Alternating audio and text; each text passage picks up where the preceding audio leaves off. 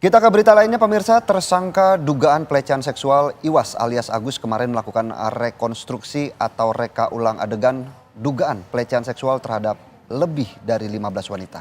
Lebih dari 40 adegan diperlihatkan tersangka Agus yang disaksikan oleh tim jaksa dan diawasi oleh Komisi Kepolisian Nasional.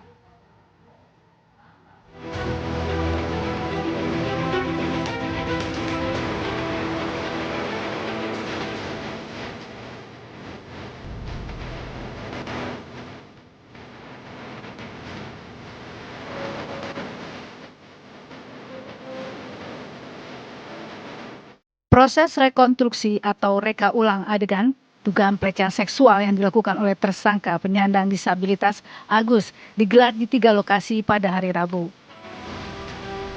Lokasi pertama adalah Taman Udayana, tepatnya di sisi utara teras Udayana. Lalu homestay atau penginapan tempat Agus melakukan aksinya terhadap korban. Lokasi selanjutnya adalah kawasan Islamic Center yang menjadi lokasi terakhir Agus diantar usai dari penginapan. Lebih dari 45 adegan dipraktekkan tersangka Agus di hadapan para penyidik dan tim Kejaksaan Tinggi Nusa Tenggara Barat. Rekonstruksi sendiri atas arahan Jaksa Penuntut Umum untuk memperjelas kronologi kejadian dan memastikan kesesuaian keterangan para korban dan saksi. Polisi menegaskan bahwa rekonstruksi ini merupakan bagian dari upaya pengumpulan bukti untuk proses hukum lanjutan. Dari 3 lokasi yang kita lakukan di dalam BAP, sebenarnya ada 28 adegan yang tertuang dalam BAP yang kita skenario-kan. Tetapi saat ini berkembang di lapangan itu ada 49 adegan.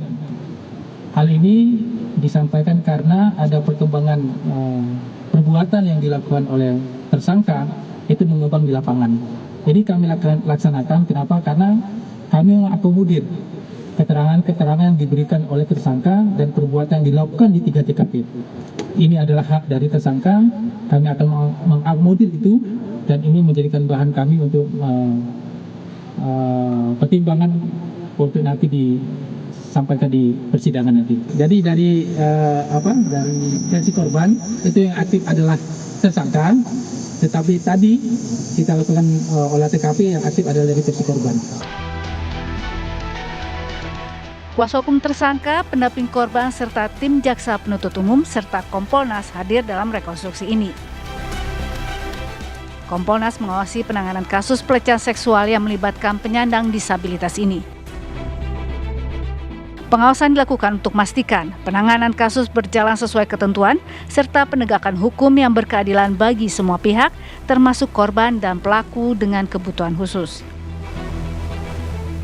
Tapi yang kami lakukan adalah sebatas bahwa penyidik sudah proper atau tidak. Jadi tidak hanya menangani tersangka, tetapi juga menangani korbannya. Ini dua-duanya adalah kelompok rentan. Jadi penyidik harus memahami bagaimana menangani seseorang sebagai tersangka yang kelompok rentan maupun korban perempuan kelompok rentan. Kalau ini sudah semuanya dilakukan, artinya penyidik sudah on the track. Dalam kasus dugaan pelecehan seksual yang melibatkan penyandang disabilitas ini, sebanyak 15 orang perempuan menjadi korban dan telah melapor ke Komisi Disabilitas Daerah Provinsi NTB. Jumlah tersebut bertambah dari sebelumnya 13 orang. Dari Mataram, Nusa Tenggara Barat, Herman Zuhdi, Tihuan, mengabarkan.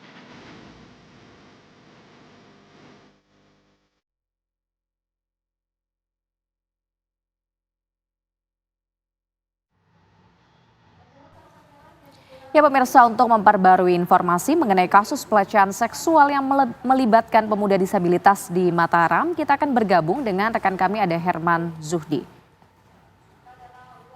Ya, selamat siang Herman, bagaimana update terkini mengenai kasus pelecehan seksual tersebut?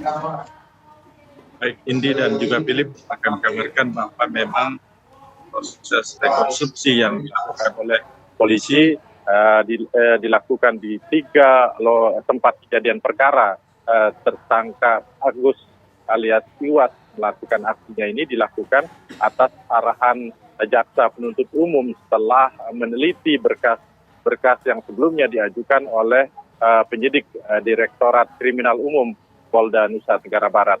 Ada sejumlah berkas, ada sejumlah keterangan termasuk sesuaian antara keterangan korban dan keterangan tersangka hingga diaktualkan atau dilakukan proses reka ulang adegan dari kasus yang terjadi.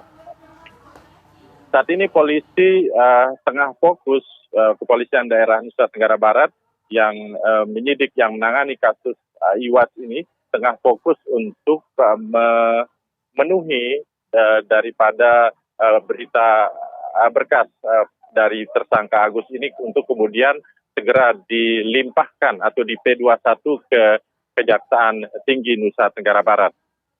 Indi.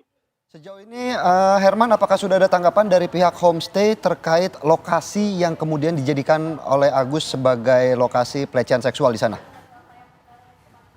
Baik Philip dan juga pemirsa, memang lokasi yang menjadi tempat kejadian perkara atau tempat Agus menggagahi atau melakukan pelecehan seksual terhadap para korbannya memang telah sesuai dengan laporan daripada korban, sehingga ada satu kamar atau bagian dari homestay tersebut yang selalu digunakan oleh tersangka untuk melakukan aksi pelecehan terhadap para korbannya. Baik, setelah proses rekonstruksi yang dilakukan kemarin, apa tahapan selanjutnya terkait dengan kasus ini? Sejauh ini polisi masih terus melengkapi berkas perkara yang sebelumnya telah diteliti jaksa, karena ada sejumlah keterangan, kemudian bagian-bagian yang dirasa belum cukup untuk kemudian dilimpahkan nantinya ke pengadilan. Herman, untuk agenda rekonstruksi kemarin apakah melibatkan atau direkonstruksi terkait beberapa korban yang telah melapor atau hanya satu korban yang direkonstruksi kemarin? Memang rekonstruksi yang dilakukan pada Rabu kemarin hanya fokus pada satu korban. Korban terakhir yang berstatus mahasiswi, karena dari keterangan polisi satu korban ini merupakan korban utama yang nantinya sisa korban yang 7 dari 15 korban itu hanya untuk melengkapi atau menjadi saksi dari korban pertama, untuk artinya untuk berkas tersebut menjadi pelengkap nantinya untuk kemudian di persidangan. Baik, terima kasih atas laporannya Herman Zuhdi, atas laporan langsung dari Mataram, Nusa Tenggara Barat terkait perkembangan terkini kasus pelecehan seksual yang melibatkan tersangka Agus. Terima kasih, selamat siang.